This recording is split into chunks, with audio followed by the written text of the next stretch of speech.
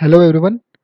In last video, we have seen what is Flake8 and how it works to modify, enhance your coding standards using Paypit, and we saw one demo to actually run Flake8 on your machine, on local machine, and how can we resolve all the errors which Flake8 identified, and then our code was as per the quality standard. So all the time we it is not possible to go and actually run Flake8 by your own. So there should be one way, which is like whenever you are committing code on Git, at the commit stage itself it should check all the errors, and it should basically deal with all the errors at the time of committing the code itself. So before pushing it to the remote repository, your code which is committed, it should be as per the coding standards. So our today's task is to how to integrate this Flake8 with Git.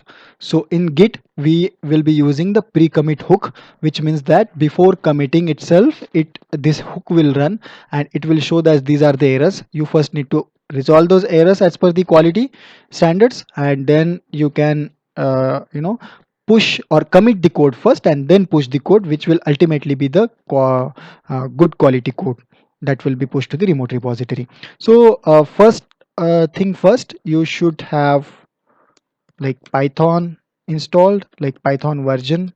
I can see using Python version 3.7.4, right? So next thing is I can go to one repository and try to get the pull of uh, this repository that I have on GitHub. So repos, sample repo. Inside sample repo, I will do git bash. We'll go to GitHub. So now I am going to one Python dir repository that is available inside my account on GitHub. I will clone this repository.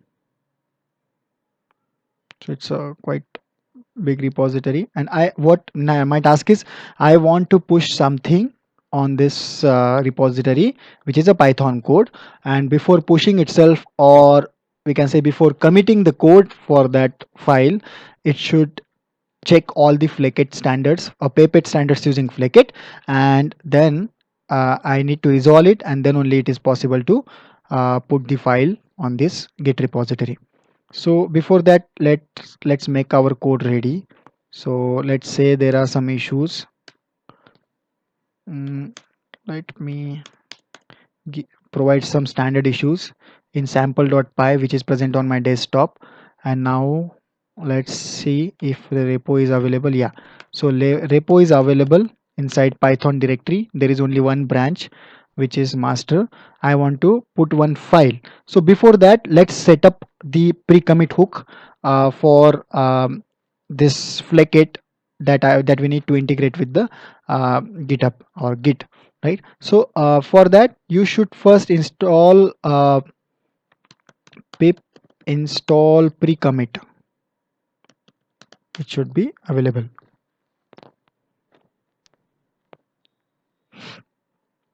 right? So now the pre-commit hook is available. Now we need to create one file.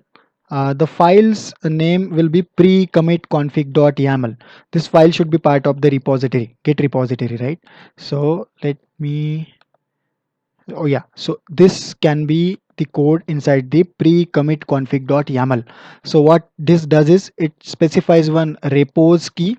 Inside repos, I will put one repo which is pre-commit hooks, and pre-commit hook I want Flake8 to be integrated, right? So let's save this file inside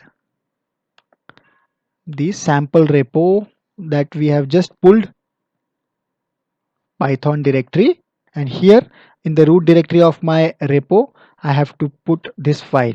So name we can take pre commit config.yml, right? It's a yml configuration. Let's see. So now this file is available inside the repository root directory, and on my local machine pre-commit is installed, what we can do, whatever current configuration is available in YAML file, I need to install it in my local machine. This is a one-time activity, pre-commit install, which will install the hooks inside .git hooks and pre-commit. So it's a local directory inside hooks. This pre-commit is just now it's installed, right? It will contain the configuration that we have provided in YAML. Like that means Flake8 is already integrated. Now let's see uh, this file that I have on my desktop, Python scripts and sample. This file I was already having, which has some quality standard issues.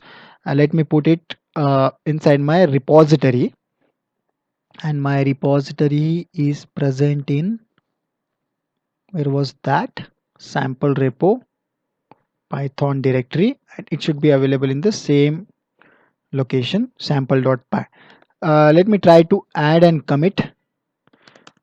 Git status, there is one change in sample.py is available, and there is new file pre-commit config.yaml.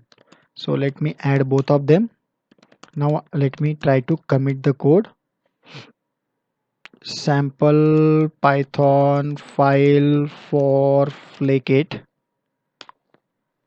So this commit will take some time, because at the first time this pre-commit hook is getting installed, so it takes time, but in the next run it doesn't take that much of time. So if you see, these are the Flake8 errors, right? So these are the same errors that we saw in previous video, but now this pre-commit hook is running before committing the code, and it is showing you the errors. So you need to resolve these errors at the same location where you have put the files. So these errors are like, we should have space after hash, we should have two spaces, and we should not have multiple lines at the end. Let me save it. Let me add this file again, because I have changed it, and let me commit it again, committing the changes. So now Flake8 will run again, and yes, the changes or the Flake8 quality standards are passed, but still we need to commit the file, because if you provide git status, it is committed properly, right? Both the files are committed properly because YAML was already created, and sample.py is the new updated file, and you need to push it on your remote branch. So let me push it.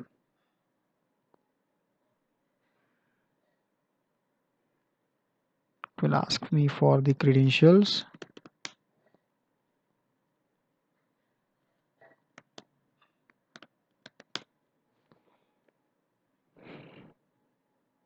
Okay, let's see in our remote repository if the code is available. Yeah, the sample.py is available, and if you see, the updated code is there, like two spaces before the function, hash space, then two spaces after the function, and no space after the last line of the code. So these are the Paypet standards that Flake8 suggested, and we have changed it with the help of that. So this was it. It was the Git integration of Flake8, and for that you have to install pre-commit hook. That should be part of your Git repository. This is how you have to create the uh, pre-commit hook YAML file, and install pre-commit on your local machine, and then install all the hooks for pre-commit, and you are good to go.